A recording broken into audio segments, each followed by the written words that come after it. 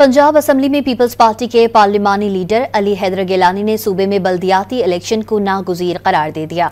लाहौर में सहाफ़ियों से गुफ्तगू में कहा कि अफसोस से कहना पड़ता है बल्दियाती इलेक्शन के मामले में पंजाब बहुत पीछे और सिंध बहुत आगे है।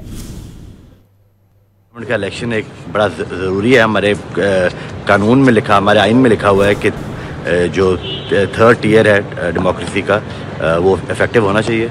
और पंजाब में बड़े अफसोस से कहना पड़ता है पंजाब सबसे पीछे है, सिंध सबसे आगे है इस मामले में। एहतजाज क्यों करेंगे? हम उनको समझाएंगे, उनके साथ बैठ के डिस्कस करेंगे, उनको इनकरेज करेंगे, उनको कहेंगे कि आप लोकल गवर्नमेंट का इलेक्शन कराएं। एहतजाज से क्या होगा? कि हर गवर्नमेंट बड़े जेलसली गार्ड करती है अपने इंटरेस्ट को, और वो नहीं चाहती कि डिवॉल्व किया जाए उनकी पावर्स। एक अलमिया रहा है इस मुल्क का, और ख़ुसूसन पंजाब में तो क्योंकि बड़ा सूबा है, बल्कि इस सूबे को 12 करोड़ की आबादी है, अनगवर्नेबल सा सूबा है ये। इस सूबे में तो सबसे ज़रूरी है लोकल गवर्नमेंट का इलेक्शन।